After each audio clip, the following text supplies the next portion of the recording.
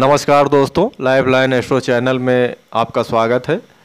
शुक्र ग्रह का भाव के हिसाब से हर भाव में कैसा शुक्र अपना परिणाम देते हैं इसके बारे में चर्चा हो रही थी।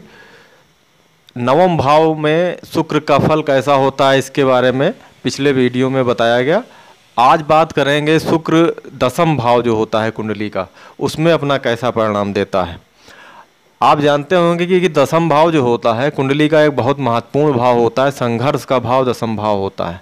और इसमें भौतिक सुख सुविधाओं को देने वाले विलासिता के कारक ग्रह शुक्र अगर विराजित होते हैं तो वो अपना कैसा रिजल्ट देते हैं, कुछ विशेष टाइप का रिजल्ट देते हैं या खराब रिजल्ट देते हैं, इनका कैसा परिणाम होता है, इसके बारे में आज बात करेंगे।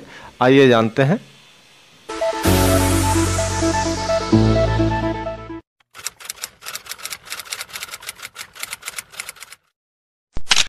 कुंडली का दसम भाव जो होता है एक बहुत महत्वपूर्ण भाव होता है। कुंडली में 1, 4, 7 और 10 भाव जो होते हैं ये केंद्र के भाव होते हैं, ये बहुत अच्छे भाव माने गए हैं। उसी प्रकार से 5वां और 9वां भाव जो होता है ये केंद्र त्रिकोण भाव होता है। केंद्र त्रिकोण भाव ये कहलाते हैं 1, 4, 7 और 10 और 5वां और 9वां भाव। इन भावों में बैठे ग्रह इनके जो स्वामी होते हैं वो अपनी महादशा में बहुत अच्छा रिजल्ट देते हैं। इसमें सबसे इम्पॉर्टेंट भाव जो होता है कुंडली का सबसे महत्वपूर्ण भाव जो है दसम भाव है। उसका कारण ये है कि क्योंकि कुंडली का दसम भाव जो होता है संघर्ष का भाव होता है। आपकी लाइफ में जो भी संघर्ष होता है, आप संघर्ष अपनी लाइफ में जो भी करते हैं उसके बाद ही सफलता आपको प्राप्त होती है। जब आप संघर्ष कोई करेंगे, संघर्ष करने के बाद आपको जो सफलता प्राप्त होगी वो दसम भाव के संघर्ष के बाद ही आपको प्राप्त होती है। दसम भाव के बाद आय का भाव 11वां होता है और वो आय का भाव होता है तो संघर्ष करने के बाद आपको जो अर्निंग होती है, आप अर्न करते हैं, वो 11वें भाव से उसको देखा जाता है। इसलिए कुंडली का दसम भाव बहुत इम्पॉर्टेंट भाव माना गया है। अब इसमें अगर शुक्र ग्रह जो एक विलासिता के कारक ग्रह हैं, ऐश्वर्य की लाइफ देने के ग्रह माने गए हैं, लग्जीरियस लाइफ देने के ग्रह माने गए हैं, ज़िंदगी में आपको जो लग्जीरियस लाइफ मिलती है, प्राप्त होती है, वो शुक्र ग्रह के द्वारा ही प्राप्त होती है। और शुक्र ग्रह यदि दसम भाव में स्थित होते हैं तो वो अपना परिणाम कैसा देते हैं इसके बारे में कुछ पुस्तकें हमारी हैं, उनमें बताया गया है। फलदीपिका के भाव फला अध्याय में भी इसके बारे में बताया गया है। ये श्लोक नंबर 19 है। श्लोक नंबर 19 में भी इसके बारे में बताया गया है। ये दूसरी पंक्ति में इसके बारे में ये श्लोक है। इसमें बताया गया है कि शुक्र अगर दसम भाव में हो तो व्यक्ति जो होता है बहुत यशस्वी होता है और व्यक्ति बहुत अधिक मित्रों वाला होता है। शुक्र जो होता है विलासिता का कारक ग्रह है, आराम तलब आप मान सकते हैं इस ग्रह को।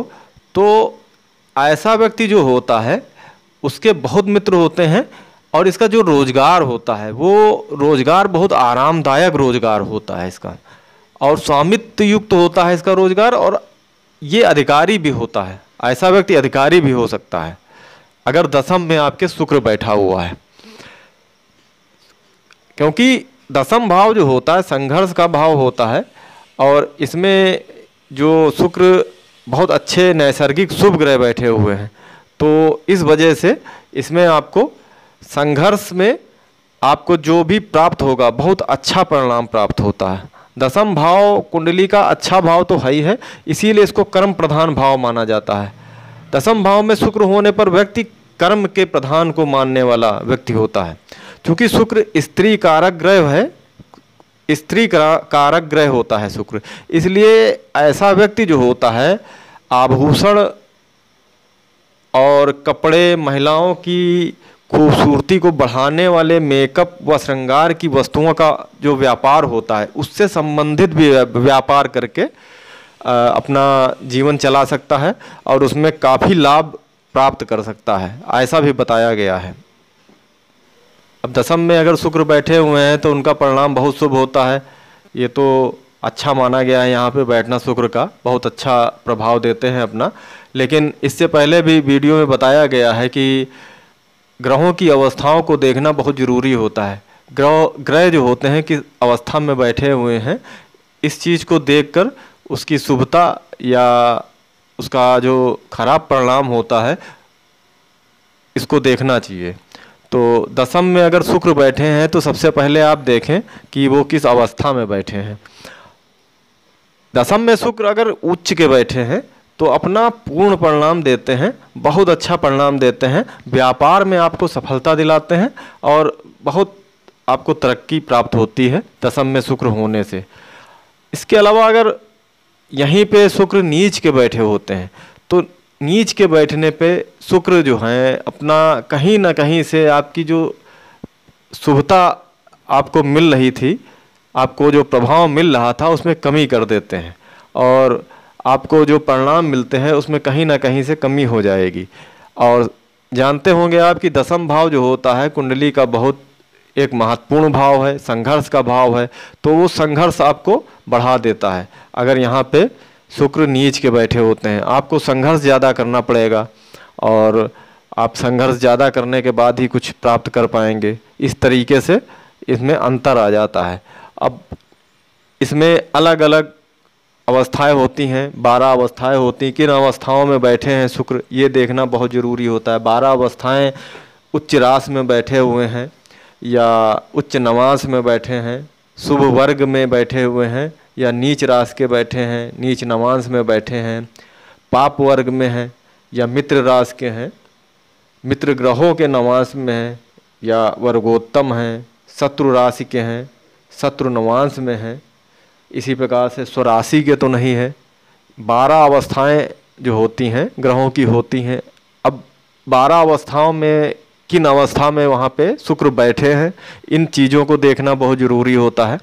इन चीज़ों को देखने के बाद ही आप शुक्र का दशम भाव में जो फल है उसका निष्कर्ष परिणाम जो होता है उसको जाने। क्योंकि ज़्यादातर जो पुस्तकें हैं हमारी, हर पुस्तक में भाव के हिसाब से, भाव फल में जो भी लिखा हुआ है एक भाव के हिसाब से लिखा होता है कि दशम में अगर शुक्र है तो बहुत यशस्वी होता है व्यक्ति, बहुत मित्रों वाला होता, आरामदायक रोजगार वाला होता, ऐसा अगर बताया गया है। तो अगर नीच का यहाँ पे शुक्र बैठा है तो जो चीज़ें बताई गई हैं पुस्तकों में वो चीज़ें तो होंगी लेकिन कहीं ना कहीं से उनकी शुभता में कमी आ जाती है और वो कमी आपका जो संघर्ष होता है, संघर्ष का भाव होता है क्योंकि ये तो संघर्ष को बढ़ा देता है। पिता का भाव होता है, पिता से सहयोग आपको नहीं मिल पाएगा। इस प्रकार से इन चीज़ों को देखना चाहिए। इसके अलावा दशम में अगर शुक्र बैठे हैं तो डिग्री आप देख लें। जो शुक्र ग्रह हैं उस आपकी कुंडली में दशम भाव में बैठे हुए हैं तो कितने उनकी डिग्री कितनी है सबसे पहले आप देखें। क्योंकि दशम में शुक्र बैठने से तो अपना अच्छा परिणाम देंगे लेकिन कहीं ऐसा तो नहीं है कि उनकी डिग्री 0 से 10 के अंदर आ रही है।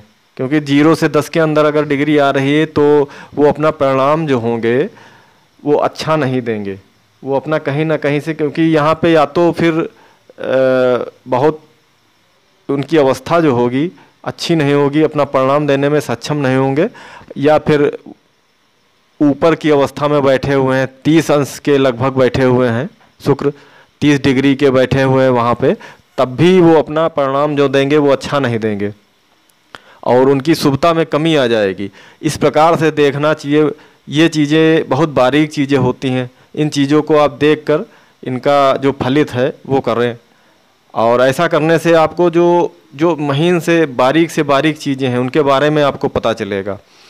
शुक्र दशम में अगर बैठे हुए हैं, इन चीज़ों को अगर आप पूरा डिटेल से देख लें तो उसका परिणाम जो होगा, आपको जो परिणाम मिलना है वो आपको पता चल जाएगा। इसलिए उनकी अवस्थाएं देखें आप सबसे पहले और उसके अलावा डिग्री आप देखें और इन चीज़ों को देखने के बाद आप उसका फलित करें, आपको संपूर्ण फल मिलेगा। तो दोस्तों, आपने जाना दशम में यदि शुक्र बैठे हैं तो उसका कैसा प्रभाव होता है।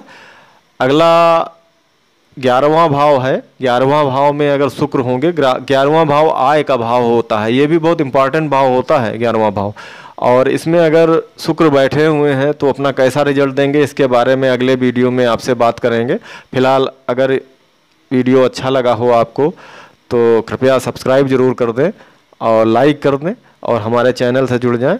चैनल के माध्यम से आपको बारीक से बारीक जो इसकी चीज़ें होती हैं, जो बारीक से बारीक टॉपिक होते हैं, बारीक से बारीक चीज़ें जो पुस्तकों में हमारी जो बहुत पुस्तकें हैं, बहुत अच्छी पुस्तकें हैं, लेकिन उनमें ज़्यादातर उन महत्वपूर्ण चीज़ों को नहीं बताया जाता है, क्योंकि वो शॉर्ट में होती हैं किताबें, पुस्तकें जो होती हैं उसमें इस तरीके से नहीं बताया जाता है। हर चीज़ को बताने की कोशिश की जा रही है चैनल के माध्यम से दोस्तों। तो मिलते हैं अगले वीडियो में, तब तक के लिए नमस्कार, धन्यवाद मित्रों।